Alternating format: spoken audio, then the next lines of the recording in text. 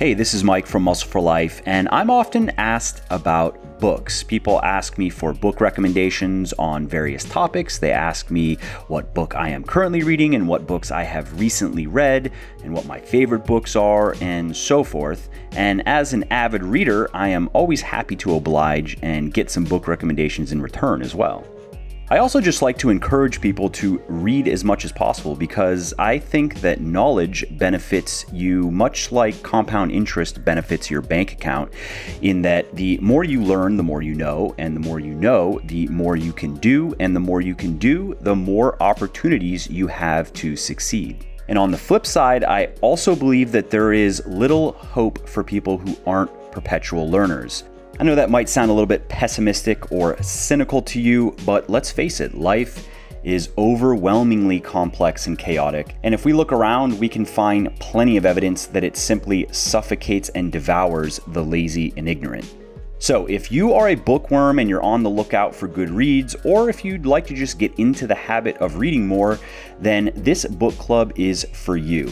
The idea is very simple. Every week, I'm going to share a book that I've particularly liked, and I'm going to tell you why I liked it and give you several of my key takeaways from it. I'm also going to keep these episodes short and sweet so you can quickly decide whether or not a book is likely to be up your alley or not. Now, before we get to the show, if you like what I'm doing here on the podcast and elsewhere, and if you want to help me help more people get into the best shape of their lives, please consider picking up one of my best-selling health and fitness books. I have Bigger, Leaner, Stronger for men, Thinner, Leaner, Stronger for women.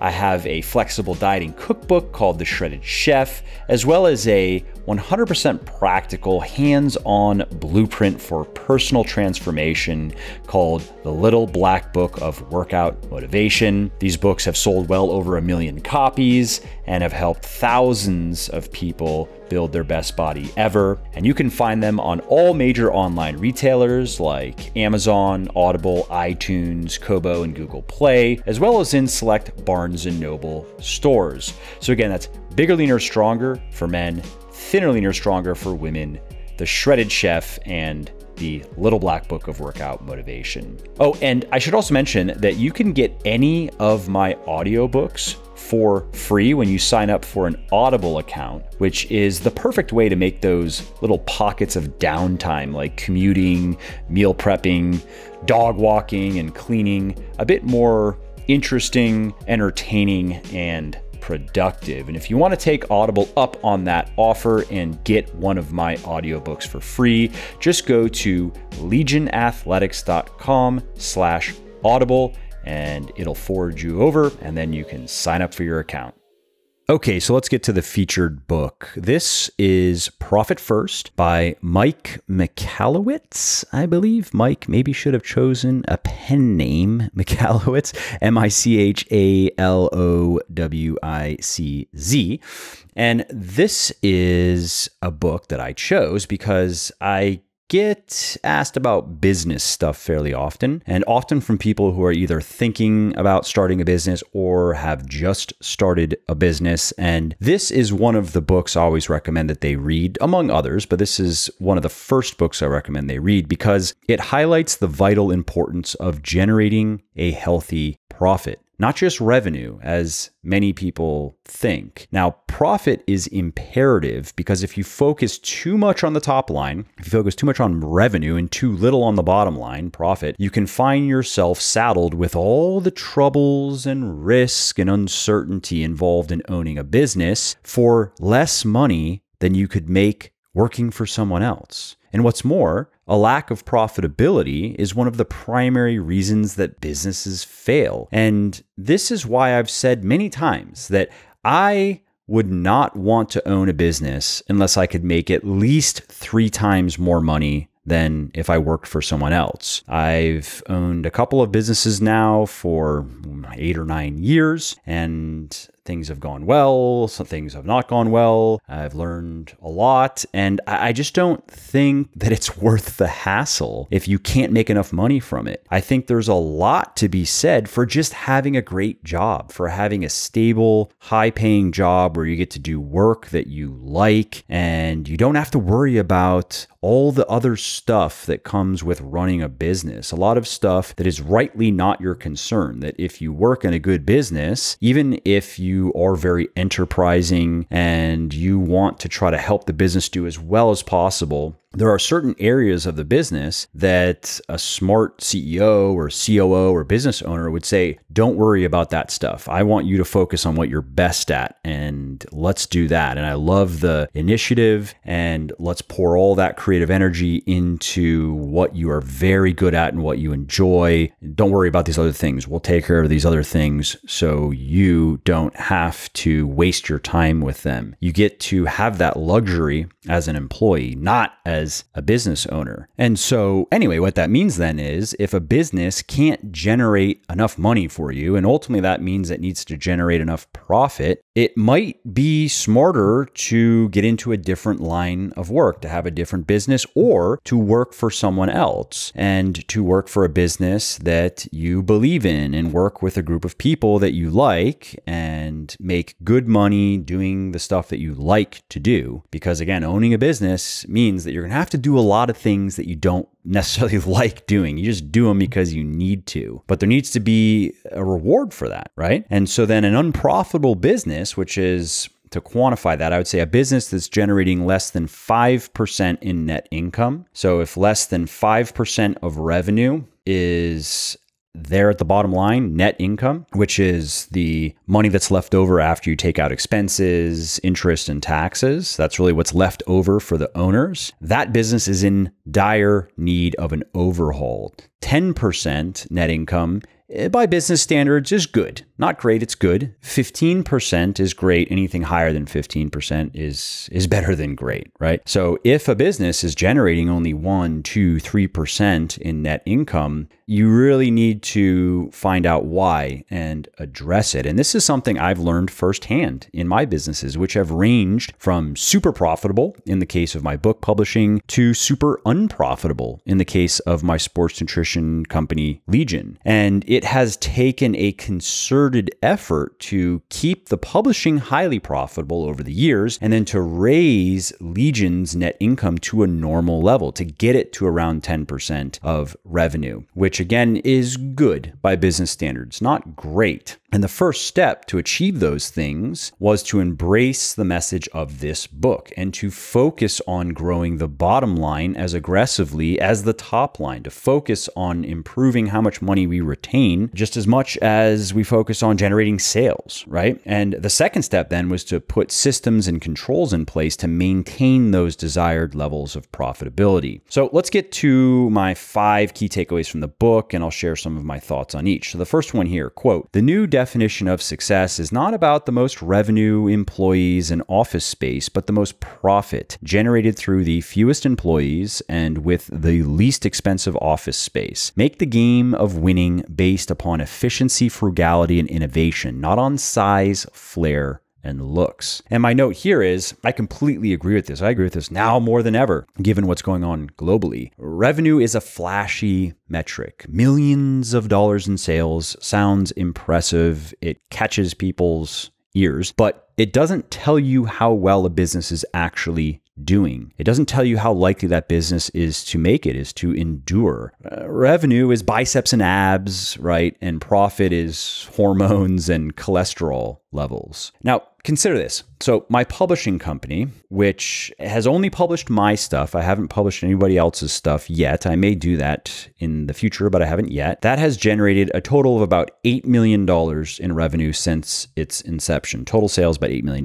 My sports nutrition company, Legion, has generated about $63 million in sales since its inception. And the publishing company, let's see, it was 2012 is when that began. So from 2012 until now, $8 million in sales from the publishing company, and Legion's first year was 2014. So 2014 until now, $63 million in sales in Legion. Now, which do you think, or which would you assume has made me the most money personally? Obviously, you would think Legion, right? You go 63 million in sales. Wow, that's a lot of money. 8 million is great too, but 63 million. And you'd be wrong. I have received quite a bit more personally money from selling books than supplements. And that's partly because the publishing company was generating far more profit than Legion was until just a year or so ago. I mean, there were some years where the publishing company was like 80% net. 80% of the revenue being received was net income, which means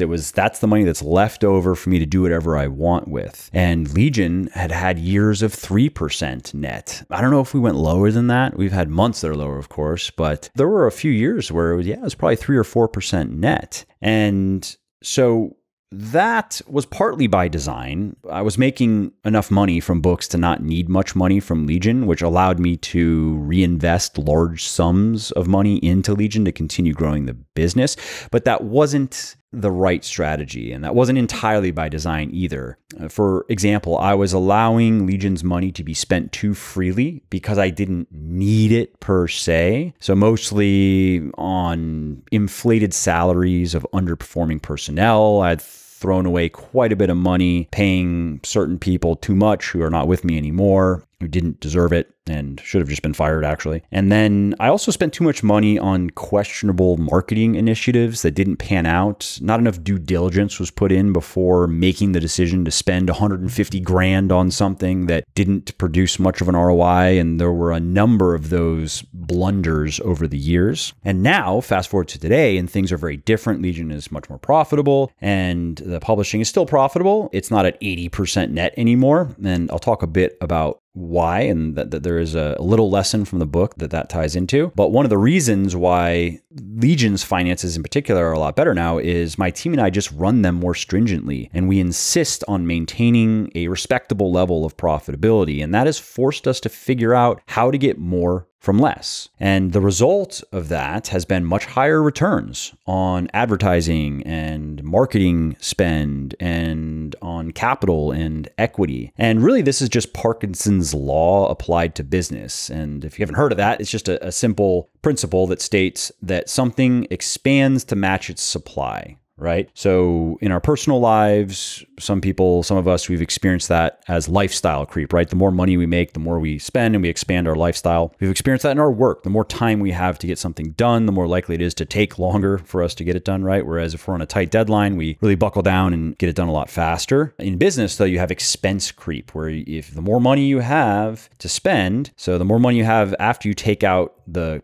cost of goods, the cost of creating the product and getting it to the customer, and you're left with then your gross profit, right? And you have to take your gross profit, pay all your employees, run your marketing campaigns, all your expenses. And then once that comes out of the gross profit, you're left with net profit. So the more you have in gross profit, the more likely you are, if you don't, and I made the same mistake, if you don't really pay attention, the more likely you are to just spend the money not very well, to spend it inefficiently. And so what I've learned is that you really want to manage both your personal and your business finances in similar ways. Not in the same ways, like you deal with debt differently, for example, in business versus personal. So sometimes it makes sense to take on debt as a business. It's actually a smart decision to fuel growth. And it's basically never a smart decision, though, to take on consumer debt to buy knickknacks, for example. But you really want to manage your business finances meticulously and your personal finances meticulously to ensure, for example, that personally you can save and invest, let's say anywhere from 10 to 20% of your personal income, 10 being good, 20 being great. And on the business side of things, you want to make sure that you generate somewhere between 10 and 20% net income, 10 being good, 20 being great. Okay, so I have a bit more to say on that, but we'll go to the next takeaway because it's all on the same topic, obviously, and my additional thoughts will flow from these other takeaways. So the second takeaway is, quote, "The profit distribution is an award to the equity owners, you and anyone who invested in the business with money or sweat, for having the courage and risk tolerance to start the business. Don't confuse the profit distribution with owner's comp, which is pay for working in the business. Profit is a reward for owning the business." And my note here is, this is an important point, because if you own a business, you should be getting paid twice. You should be getting paid once for the work that you're doing in the business, basically as an employee, and it probably shouldn't be lower than a market rate for that job unless it is for tax purposes. And then you should be getting paid again for the burden of owning a business and the skill that's required to maintain it. So what you don't want is where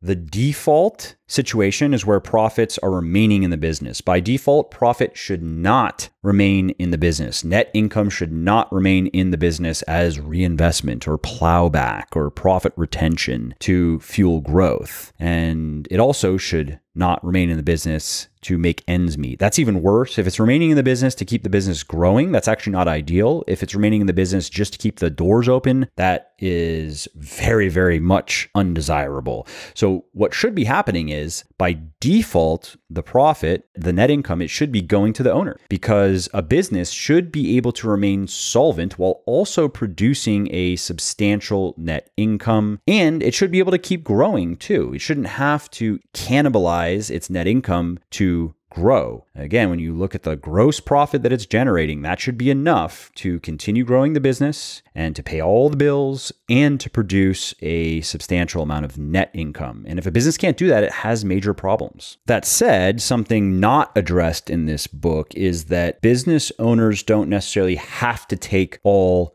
net income out of the business as distributions. That, if I remember correctly, is kind of the message in the book, and that's not always the case. I don't agree with that as a blanket statement, because you'll have businesses that are generating far more profit than the owners need to make their personal finances work, right? To meet their personal financial obligations. So then what should the owners do? Should they be taking all the profit out of the business? Okay. And then what? So for example, let's say a business produces $500,000 in profit per year, and the owner requires $200,000 of that to cover their financial needs. What should they do with that remaining $300,000? Well, what they should do is they should look at how they can put that money to work, right? How they can make that money make them more money. And often you'll find that if you're in that position, you're going to get the highest returns by just investing your money back into your profitable business, which you can then use to grow it even faster. So again, if you have a strong business, let's say it's growing 20, 30% year over year, and it has a healthy gross profit of 30 to 40%, it has a healthy net profit of 10 to 15%, and you are left over with an excess amount of money every month, far above and beyond what you need personally,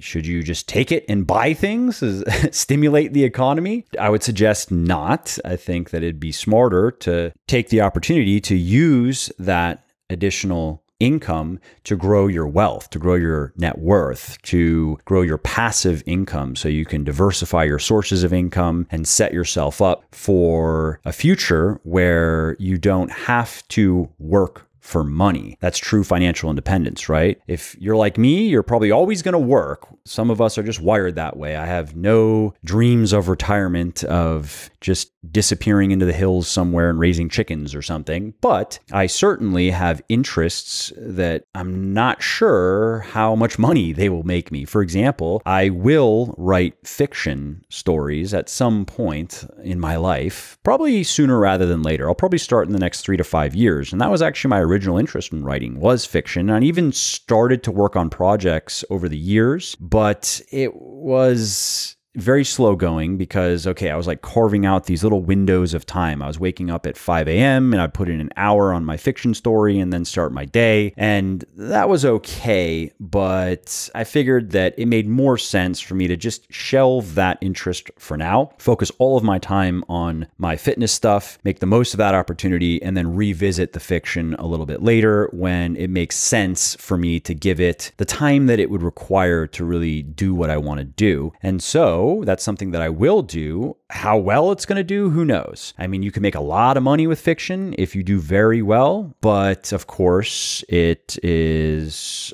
very hard to do very well. Most fiction authors don't make very much money, and I am confident in my ability to make it work to some degree, but I'm not sure, for example, if I'm going to make millions of dollars from fiction. And so coming back to the discussion at hand, we have this business owner and they have $300,000 left over. Well, what they could do is, let's say okay, I can take that money and I could put it in the stock market, or I could put it in real estate or some other vehicle. And let's say that those options, they might return 5 to 10% over the following year, and they have varying levels of risk, 5% lower, 10% higher. And if they put the money though back into their business, if they say, I'm going to not loan per se, but I'm going to essentially kind of give my business business and I'm going to infuse it with this extra $300,000. I'm going to spend it intelligently. I'm going to spend it on things that are likely to grow the business, likely to produce a strong return on investment. And if I do that, looking at the history of the business and the performance, what these business owners often find is they can get a much better return by just putting it back in their business. I mean, in some cases, your business might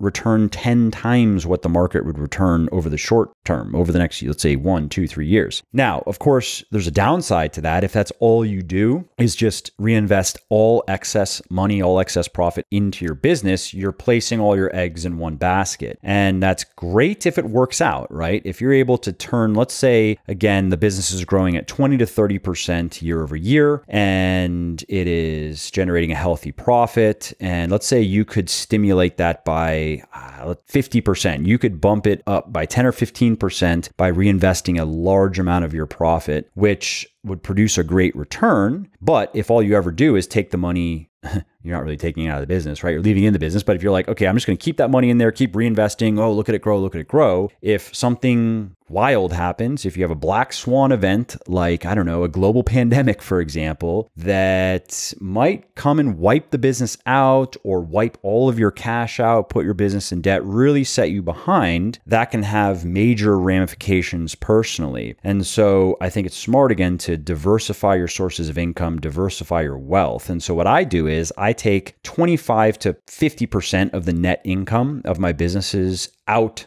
of the businesses, and I invest that money into other things, stocks, real estate, life insurance, other investment vehicles. And then I leave, though, the remaining net income in the business. I invest that remaining money in projects that will further boost the growth of those businesses. But if I didn't do that, those businesses would still grow substantially. Legion is going to grow. I mean, I guess there's a little bit up in the air right now, right, with the coronavirus. But if the economy comes back online, which of course states are opening back up and other countries are opening back up, or at least certain areas and countries are opening back up, if everything opens back up and we don't have another major shutdown or other wild catastrophe, I think Legion will grow 30 to 40% this year. And that's following the strategy I just outlined. And so if I took all the net income out of the business, yeah, I'd probably lose out maybe on 10% growth in an absolute sense, not relative. And I don't like that because I also have a bigger strategy that I'm working toward in terms of growing Legion and the value of the business and so forth. So I think it makes sense, again, to leave a fair amount of the money in the business, to reinvest a fair amount of money. And that would run afoul of the advice in this book. But I understand that this book is not written for me per se. The author, I'm sure, would agree if we were having a conversation that it wouldn't make sense for me to just take all the net income out of the business. But if you had a business that was generating, let's say it's a smaller business and it's generating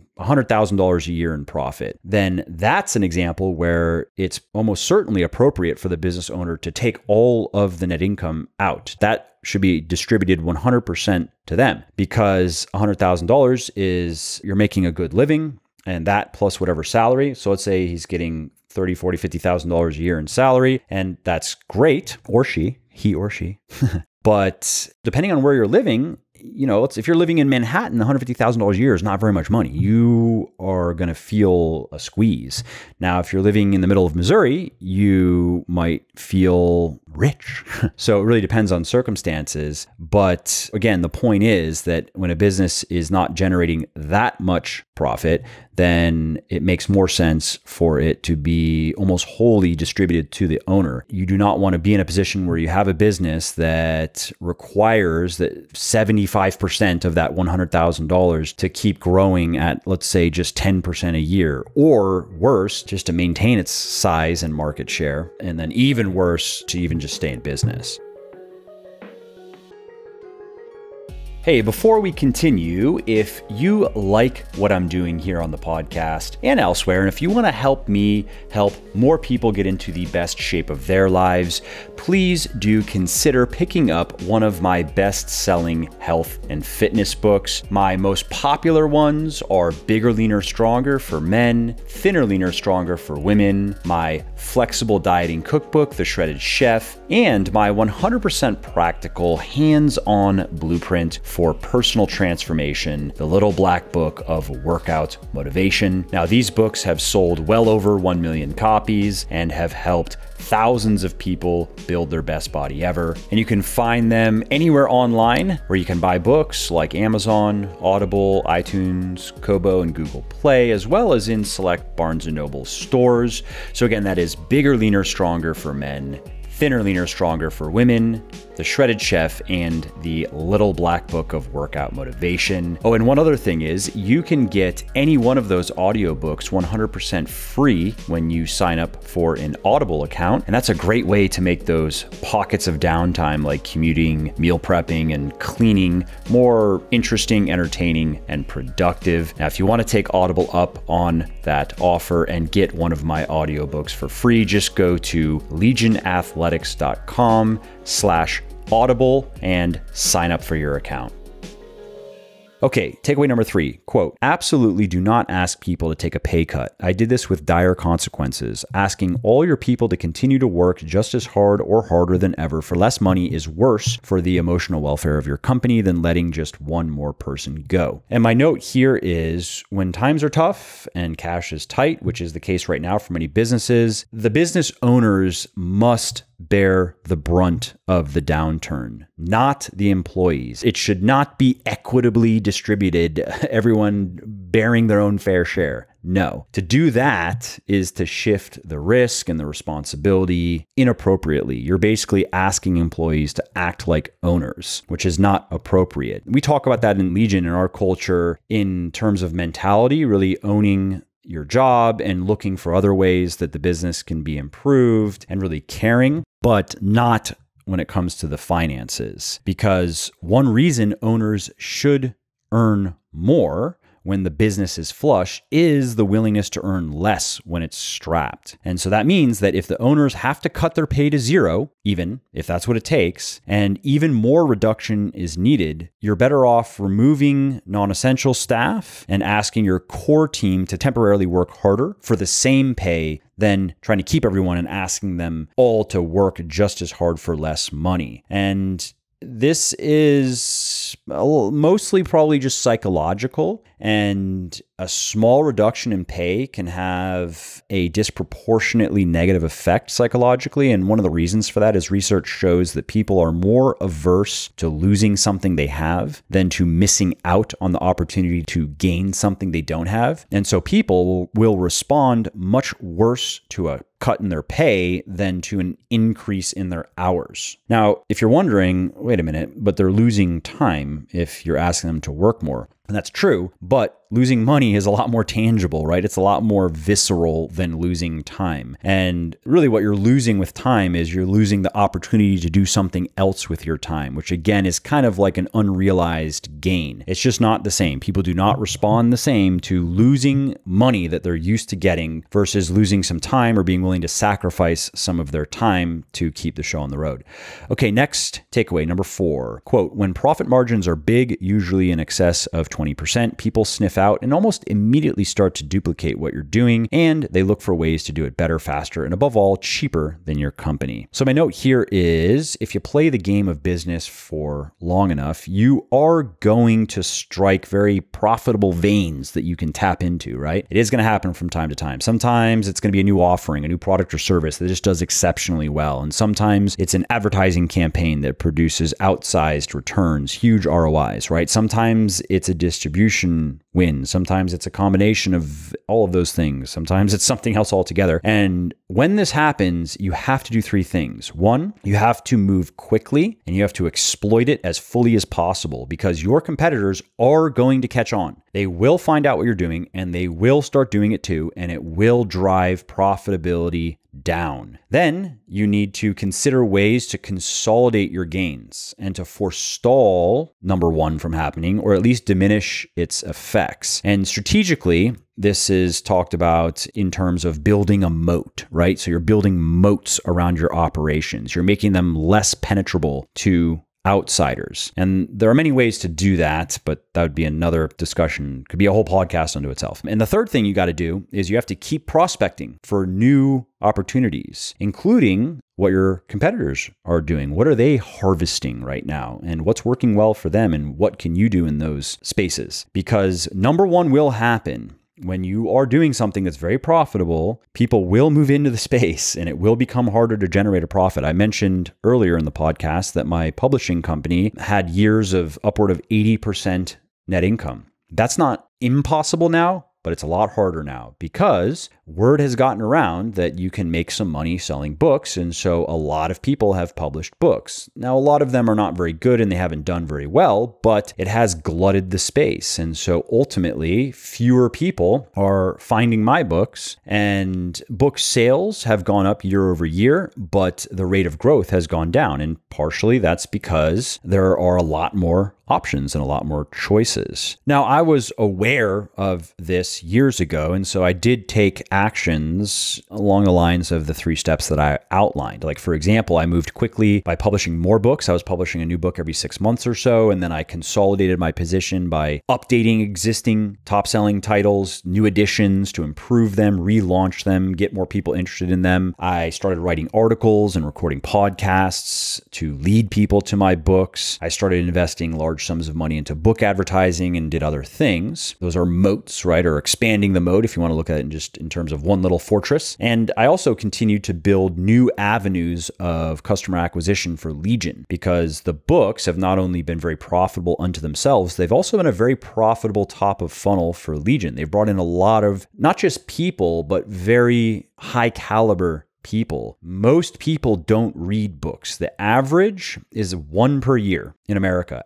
Average. And remember, averages are driven up by the extreme highs and down by the extreme lows. So what that really looks like is you have a small number of people who read a lot of books. When you break down the details of the data, you have a small number of people who read a lot of books, and then you have a lot of people who basically don't read at all. And so the people who take the time to read, and especially read a book like Bigger, Leaner, Stronger or Thinner, Leaner, Stronger, which they're about 150,000 words, maybe 130,000 words. And then, so that's already rare, right? So if someone's going to read the book, they're rare. And then if they're going to use the book, they're actually going to apply what they've learned and get results. That's rarer still. And those are higher caliber people. And I don't mean that as a slight on people who are not reading or are not applying things they read. I'm just stating an objective fact, an observation. And so what we found with Legion is the books have gotten us a lot of great people and great customers.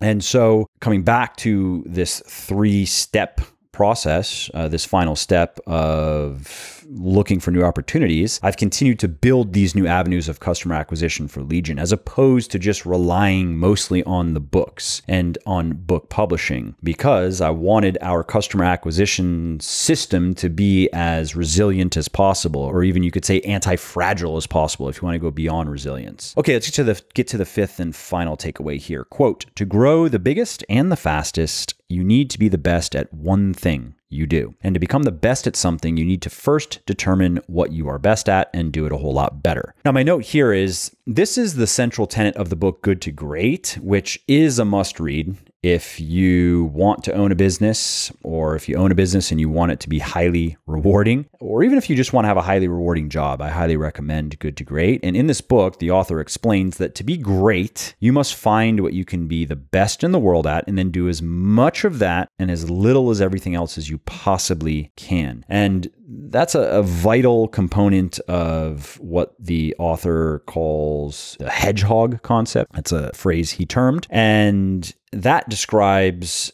an essential strategic framework that's present in all the top performing companies that he and his team analyzed. And in short, what it is the hedgehog concept. Your hedgehog concept would be something that you or your company can be the best in the world at. And it also needs to be something that drives your economic engine. It's very commercially viable, and it's something that you are deeply passionate about. Now, most of us are not trying to build the most successful companies in the world, which is what the book is based on. Those are the companies that were analyzed for the book. And that's okay.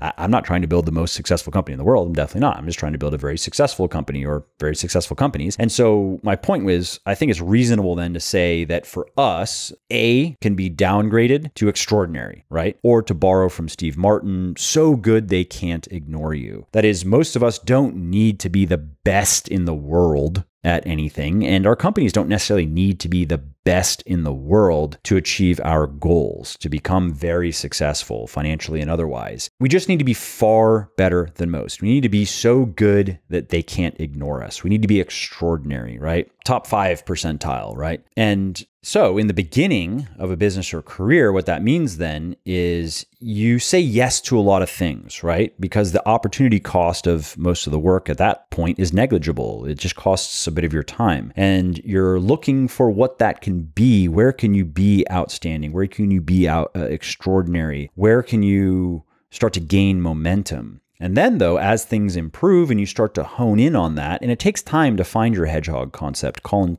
talks about that in the book. You're not just going to sit in an ivory tower and figure it out. You can have a plan, you can have some intuitions, but ultimately you're going to have to get into action. You're going to have to do things and experience feedback from prospective customers and people and start really, again, honing in on what are you good at? What do you like doing? And what is resonating with people? And that is probably also something you can get really, really good at, right? That's what you're looking for. So as time goes on, you start to find that thing. Well, then you need to start getting better and better at saying no to opportunities and to work that will just pull you away from your hedgehog concept. And that's something that I've had to learn in my journey. In the beginning, I would spend a lot of time writing about a lot of different things and recording content about a lot of different things and chasing different marketing opportunities and advertising opportunities. And I've gotten much more focused in the work that I do and the stuff that I write about, the projects that I work on. I turn away a lot more marketing and advertising opportunities than I pursue. And I am personally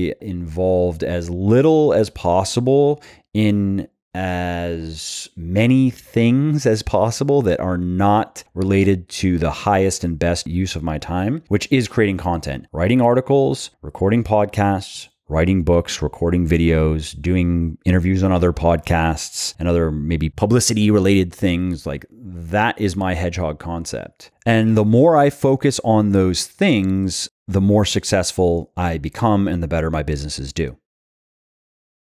All right, well, that's it for today's episode. I hope you found it interesting and helpful. And if you did, and you don't mind doing me a favor, could you please leave a quick review for the podcast on iTunes or wherever you are listening from? Because those reviews not only convince people that they should check out the show, they also increase the search visibility and help more people find their way to me and to the podcast and learn how to build their best body ever as well. And of course, if you want to be notified when the next episode goes live, then simply subscribe to the podcast in whatever app you're using to listen, and you will not miss out on any of the new stuff that I have coming. And last, if you didn't like something about the show, then definitely shoot me an email at mike@muscleforlife.com and share your thoughts. Let me know how you think I could do this better. I read every email myself, and I'm always looking for constructive feedback. All right, thanks again for listening to this episode, and I hope to hear from you soon.